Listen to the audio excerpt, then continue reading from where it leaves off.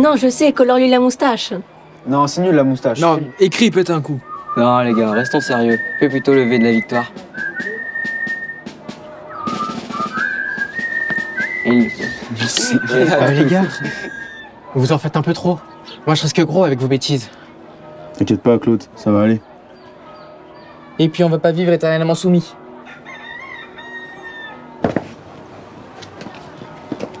Là, le coco! Qu'est-ce qu'il te prend, petit enfoiré?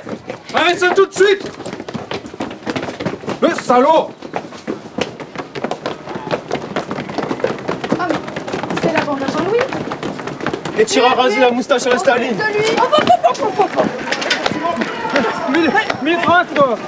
Mais vas-tu les laisser tranquilles, ces mots? Oh, ils ont bien du courage. Oh.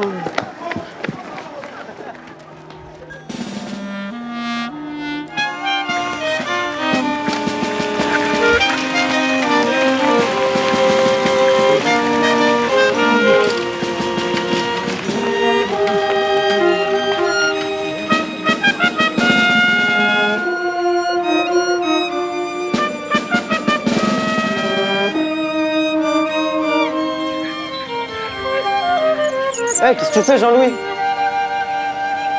T'as trouvé quoi? Du goudron. Il faut la nouvelle route. On pourrait le prendre. Tout?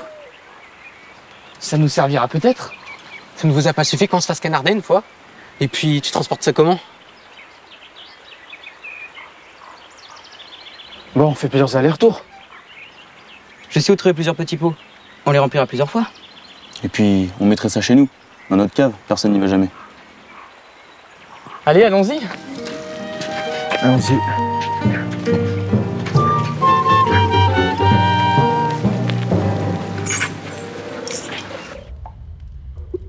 Eh bah, il en a fallu des allers-retours. Mais maintenant, on fait quoi? M'inquiétez un peu, les gars. On pourrait y mettre le chien de la veille Augusta. Dans le goudron? Non, faudrait faire quelque chose de sensé. Qui ait de l'impact. Où veux-tu en venir? La dernière fois, ma cousine est venue manger. Et elle nous a raconté que les gendarmes ont perquisitionné tous les domiciles où une croix de Lorraine a été dessinée sur la porte. Et depuis, certains n'ont jamais été revus.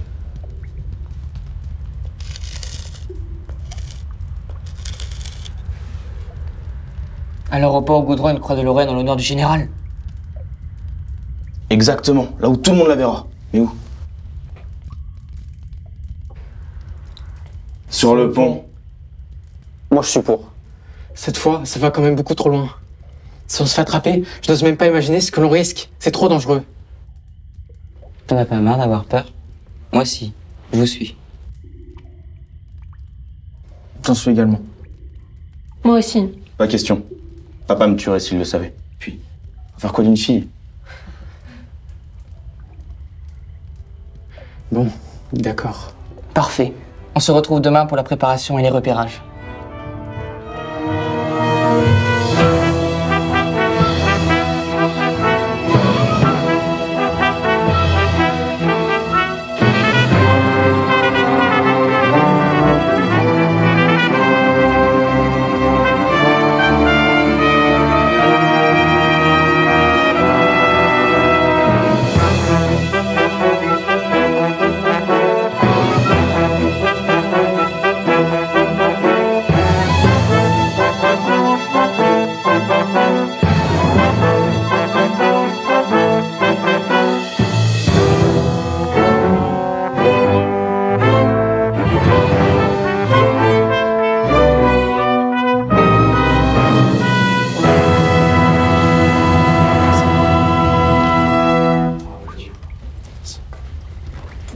Bon, on est prêt là, non? Oui. Plus qu'à décider de la date. Disons dans la nuit du 20 au 21, la veille du mariage de Luce. C'est parfait. Tout le monde pensera au mariage et ne se souviendront pas forcément. Et il y aura du monde pour admirer notre œuvre. Une idée. Bon. Oui. Ciao Claude.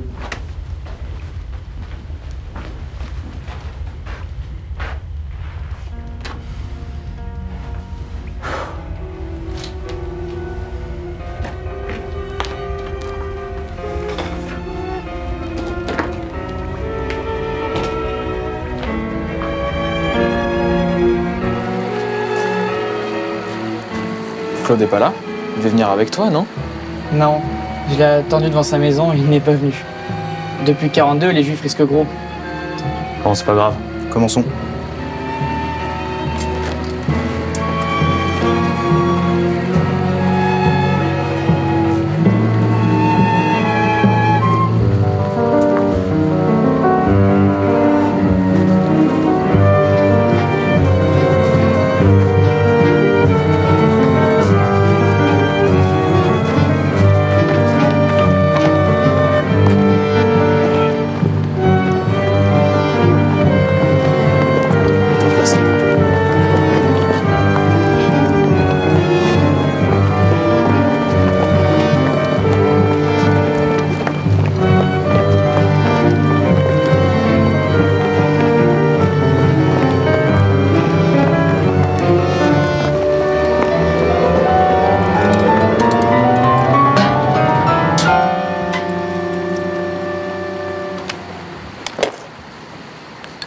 Accroche vite la corde, j'ai pas envie de m'éterniser ici.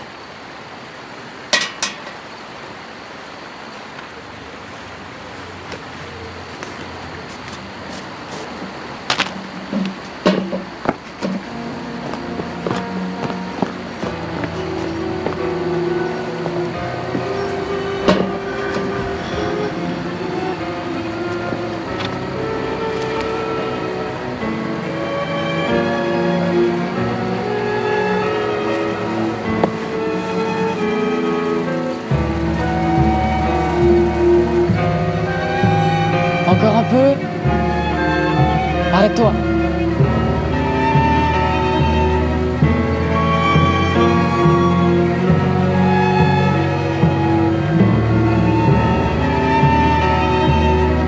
À ton tour, Roger.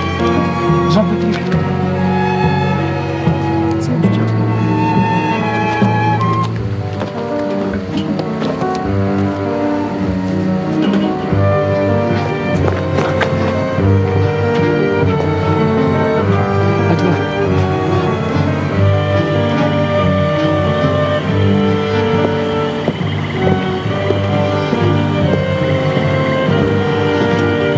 Hé, psst!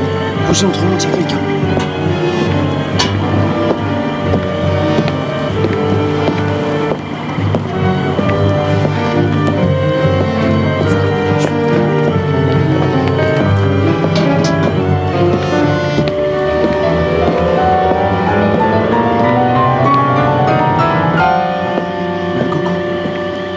Mathis, qu'est-ce que tu fais là? Et vous voulez un coup de main? Non merci. Tu nous as pas vus, on t'a pas vu. Tu verras demain.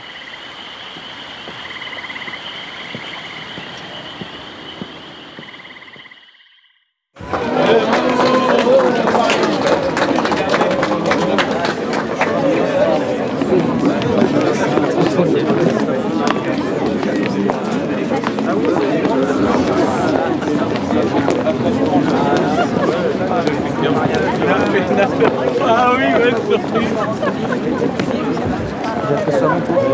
C'est bien, ça fait vivre un peu la vie. Parce que là, en ce moment, on est bien. Regardez, sur le pont, une croix de Lorraine.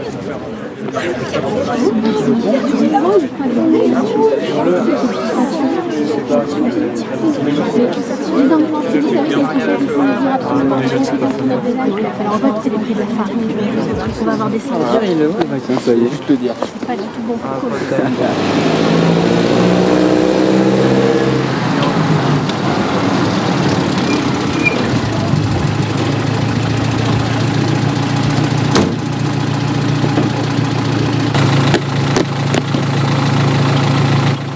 Baumeister, wo ist der Baumeister?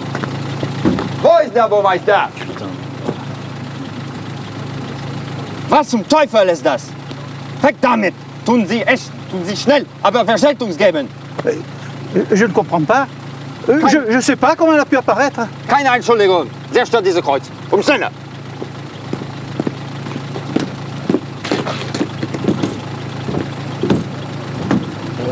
Fumier. Fumier.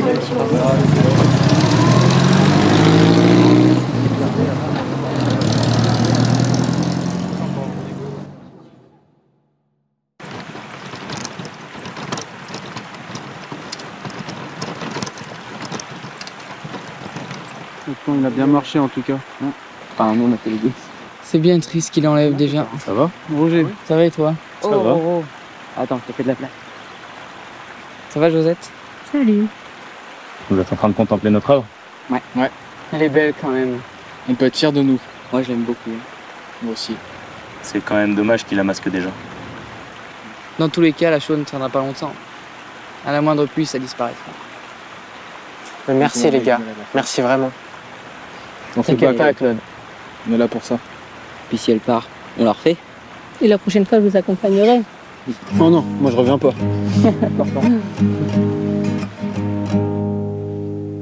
Comme je rêve assis au fleuve impassible, je ne me sentis plus guidé par la clameur.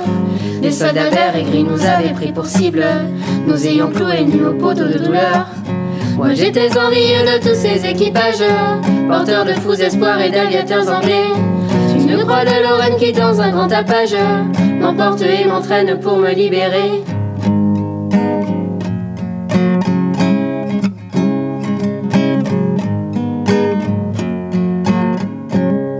Et alors, comment ça nous est venu? Lequel a l'idée? Nous avons eu des idées, je ne sais pas. Toujours est-il qu'on a trouvé un jour un bidon de 500 litres de goudron. Il était posé vertical. Et puis, on s'est dit, mais et puis pourquoi a-t-on pensé à peindre le ça? Oh, je ne sais pas. Peut-être je l'avais écrit, je ne sais pas. Je crois même pas. Vous savez, ça s'est passé dans une période de trouble. J'étais jeune. Ce qui a bien changé, j'ai oublié les choses secondaires. Ce que je me rappelle fort bien, c'est quand on allait chercher le goudron. Alors on allait chercher le goudron, on le mettait dans des bidons d'essence de 5 litres. C'était les bidons d'époque. Peut-être que Monsieur Thomas Laval en a peut-être des bidons à vous montrer. Si vous montrez, vous montrera un bidon. On devait avoir un entonnoir et on remplissait ces bidons. Ensuite, on les rapportait à Terrasson sur nos vélos. Je ne me rappelle pas. Vous savez, ça date il y a 80 ans. Hein. Bref, toujours est-il que ça se passait en 43, à plus d'occupation.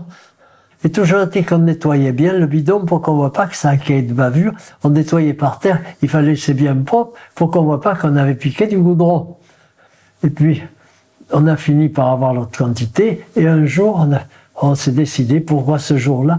Je crois que ce jour-là, si, plutôt qu'un autre, parce que c'était une période où il faisait beau. Les nuits étaient claires, et on avait dans la bande une de nos copines dont la sœur se mariait. Il y avait donc Roger, qui était le meneur, il y avait Pierre Perrault, et puis il y avait moi. Alors, du coup, comment s'est passé, avant de peindre le pont, vous avez fait des repérages? Alors c'était là, le carrefour. Alors les jeunes se réunissaient, tous les terrassonnés. Là c'était le rendez-vous de Terrasson, le coin du pont. Et là, nous étions, alors on tournait, parce que on s'était tourné, on bavardait. Un jour, il y en a un qui était tourné comme ça, vers le pont. Et le lendemain, il laissait à la place un autre. Voilà. Et puis ensuite, à la sortie, le caillou, là, le bloc numéro, le 7e, le 9e, on notait ça, pour repérer, et on se dessinait un petit pont, une petite pile. Ouais. Ça a demandé des mois, hein, cette préparation. Et on se dessinait un petit truc, c'était mal fait, mais ça nous a aidés. Et la corde traversait le pont, elle passait par-dessus le parapet, et à l'autre bout, il y avait un nœud, pas un nœud coulant, il y avait une boucle dans laquelle on s'asseyait. On s'asseyait dans la boucle, on se tenait à la corde de l'autre main, et d'une main on avait assis sur la boucle, d'une main on tenait la corde et on se tenait en équilibre, de l'autre main on tenait le seau. On se relayait, il y en a un qui tenait le seau de goudron et qui le descendait, montait pour le mettre à la hauteur de celui qui peignait. Il y avait le peintre qui était là avec un pinceau qui était fabriqué avec des chiffons et des bâtons. Des bâtons, des chiffons, pas attachés avec la ficelle, plein de goudron, et on passait ça. Et puis il y avait un qui peignait, on se relayait, on changeait, puis on se s'usait la peau des fesses sur la corde, bref. Et puis, la corde faisait un tour. Ce bec de gaz, justement, sans lui, on n'aurait pas pu tenir la corde. Elle faisait 2 tours, on faisait 2 tours, et on la laissait descendre, on la remontait. C'était formidable. Ça allait très bien. Avec ça, on se mettait à la hauteur qu'on voulait. Et puis il y en avait un des trois qui était dans la corde, un autre qui tenait le seau, et le troisième qui regardait un peu plus à droite, un peu plus à droite, à plus haut, plus bas, à gauche. Bon, voilà. On faisait ce qu'on pouvait. Ça a été une nuit horrible. On était tout contents, mais quand ça a été fini, on n'était pas fiers. Parce qu'on s'est demandé à quoi ça allait être. On s'est dit, pourvu que ça soit pas trop dégueulasse, pourvu que ça soit bien fait, pourvu qu'on nous avons passé une nuit épouvantable de peur de rater la chose, de peur de la rater. Il fallait ou qu'elle soit réussie ou qu'elle n'ait pas du tout. Mais on ne pouvait pas en faire une demi, elle ne pouvait pas être... Il fallait qu'elle soit bien ou qu'elle ne soit pas. Mais il ne pouvait pas y avoir... À un moment, il y a un piéton qui passe. Le gardien de ce côté-là, il arrivait du côté du vieux terrasson, là. Il arrivait de la rive gauche, il allait vers la rive droite, vers la Vergne. On n'a pas été prévenu, parce que il s'est fait drôlement engueuler. Celui qui était de garde, c'était un des deux Parisiens, là, qui était de garde, qui avait oublié simplement, il s'était endormi. Au coin du pont, par terre, il s'était endormi, il n'avait pas pu nous réveiller, il dormait, le pauvre malheureux. Qu'est-ce qu'il s'est fait engueuler le lendemain, vous en doutez. Enfin bref, c'est alors, on entend un bruit, et puis on voit quelqu'un qui arrive, oh là là là là, c'était Baptiste Rivassou. Alors, il arrive, tout seul, allant de la rive gauche à la rive droite, c'est-à-dire allant du vieux terrasson vers la Vergne. Il avait un paquet sous le bras, et sous un bras, et un seau dans l'autre main. Qu'est-ce que vous faites, les gars? Il nous dit. Nous sommes trois, Baptiste, et toi tu es seul. C'est nous qui posons les questions. Qu'est-ce que tu fais? Puis on lui dit, ça, pas commode. Et le Baptiste a dit ça. Il dit, je fais ça. Et puis il a coulé douce parce qu'il s'est dit, il ne savait pas très bien qui nous étions, il n'avait pas très bien vu. Il s'est dit, il faut se méfier parce que tout, on se méfiait de tout et de tous. Ah, c'est vous, les gars. Qu'est-ce que vous faites? Ben, et toi? Ben, moi je fais ça. Il nous a montré un paquet de tracts qu'il avait sous un bras et un seau de colle qu'il avait dans l'autre main. Il avait de la colle, il était en train de coller des tracts, des affiches, enfin, dans le terrasson. Vous voulez un coup de main, les gars? Qu'est-ce que vous faites? Ben, tu verras demain. Vous voulez un coup de main, les gars? Non, merci. Non, non, merci, tu verras demain. Tout n'avons pas vu, tout nous a pas vu. Bonne nuit, au revoir. Et on est parti chacun de notre côté, sans demander son reste, en sachant très bien qu'il fallait qu'on se taise aussi bien les uns que les autres. Mais, j'ai pas grand-chose à dire à vos jeunes, parce que les vieux sont inintéressants pour les jeunes. Mais enfin, leur dire merci. Parce que je trouve que des jeunes qui ont le courage de soutenir des vieux, c'est remarquable. Ça prouve que ce sont des jeunes sérieux, et ce ne sont pas des jeunes, c'est la France future, c'est l'avenir. Pour moi, c'est demain. Hier, c'est oublié, et ça, c'est demain. Tous ces petits jeunes me font grand plaisir, et il y a des moments où je dis quelquefois, il y a des moments où j'ai honte d'être français. Mais quand je vois ces petits jeunes, j'ai fier d'être français, et en particulier d'être fier d'être jeune terrassonné. Je suis fier d'avoir été terrassonné grâce à vous, mes petits. Vous êtes jeunes et vous me faites un grand plaisir. Merci, et vive Terrasson. Et merci les enfants, et continuez, et l'avenir est à vous. Merci. Merci.